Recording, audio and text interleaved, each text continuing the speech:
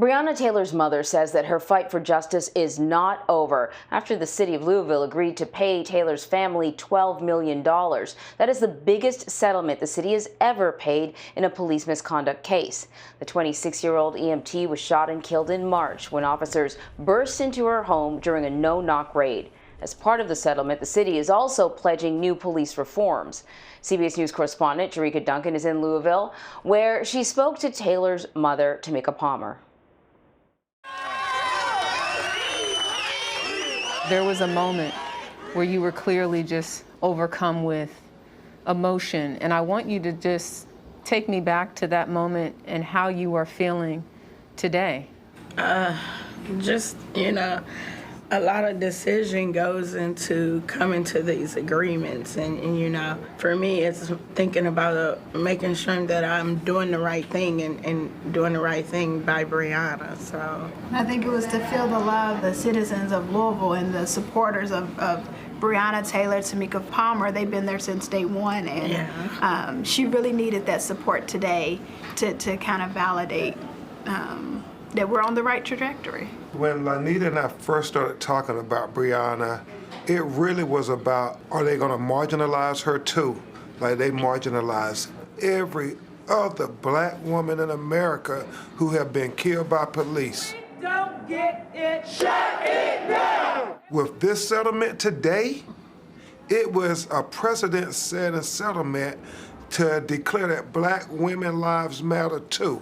Lanita, you mentioned that no one is admitting fault in the civil suit, but we did hear the mayor look directly at you, Ms. Palmer, and say, I'm deeply, deeply sorry. Do you accept that apology?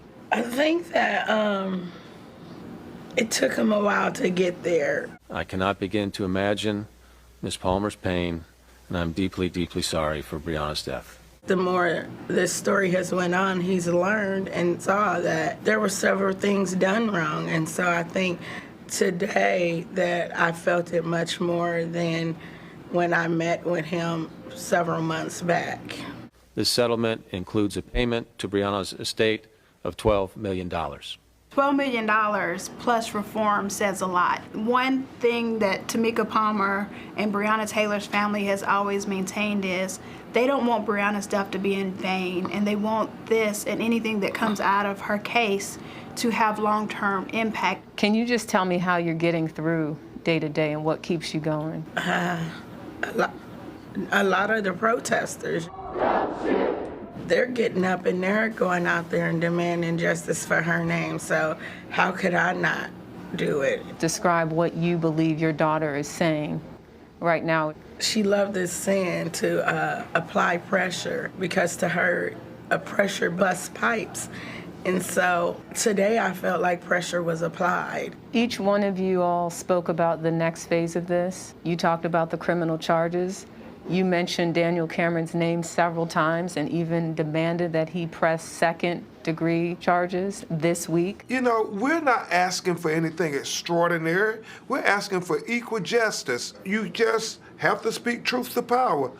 This was a young black woman. There are two justice systems in America, and we want to make sure that we get equal justice for Breonna Taylor, because I think it's a precedent-setting matter.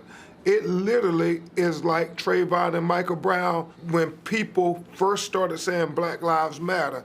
How many black women have you heard of in the conversation? We often hear black men and, but black women don't often get the same attention and recognition.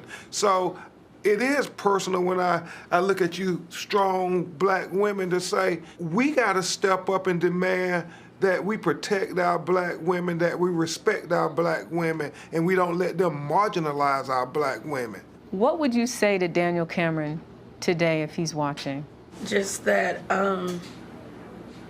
even imagine if it was his child.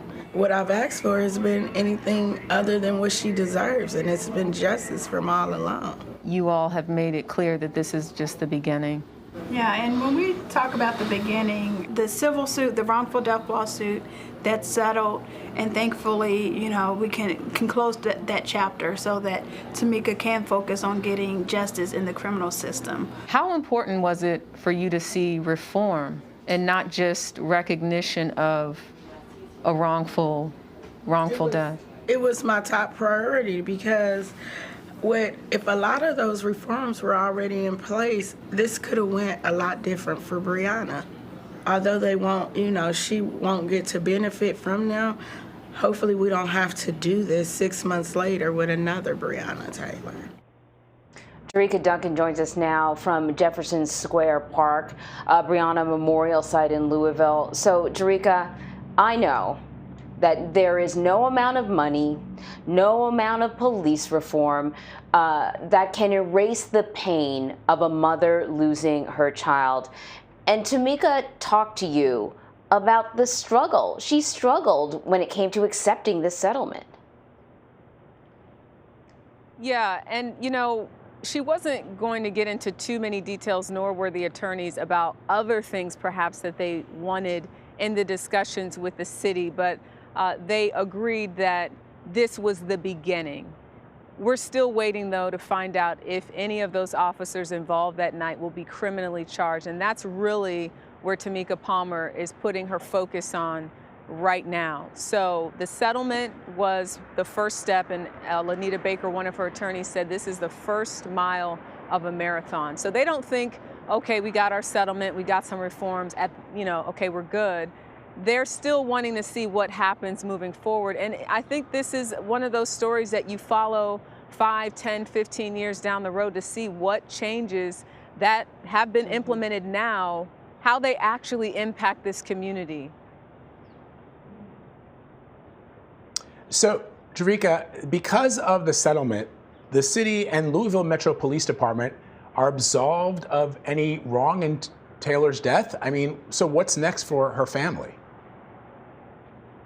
Well, essentially, that's what the settlement is. No one is admitting fault, but as you heard in that piece, the mayor directly looked at Tamika Palmer and said, I'm deeply, deeply sorry.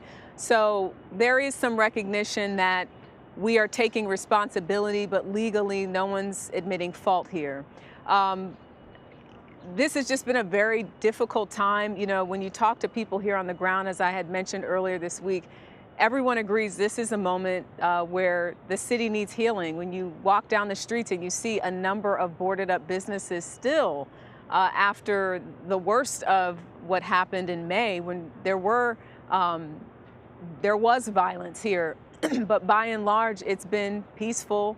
There have been people protesting. It's quiet right now, but I imagine, again, things will change depending on what comes out of Daniel Cameron, the Attorney General of Kentucky, here's office.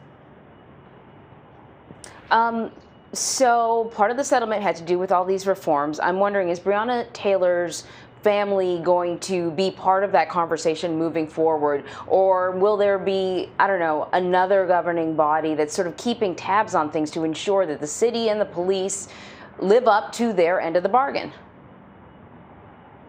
Well, one of the reforms was to create an inspector general's office that will sort of oversee that early warning system where complaints that come in about officers are kept, looked at. Having that office would allow them access to information and take responsibility really for things that they might see early on that could raise a red flag as far as policing is concerned. So will Taylor's family be involved moving forward in reforms? I think so, and I think from the standpoint of continuing to be a part of organizations that they're working with currently, and they realize that they have a big role. Breonna Taylor's name is known worldwide, so I don't think they take that lightly. I think many of these cases, these stories that we've talked about involving African Americans in policing, they without a doubt have taken on this sort of new role and feel this sort of sense of responsibility to continue on that legacy that's left behind, and really all in the name of justice. That's what we keep hearing they want. More reforms, more justice, and not another Breonna Taylor, or you pick the name. There's been a list of people where there are definitely questions about what happened and if it could have been avoided. Mm-hmm. Exactly right. Jericka, as always, we appreciate your reporting. Thank you so much. Thank you.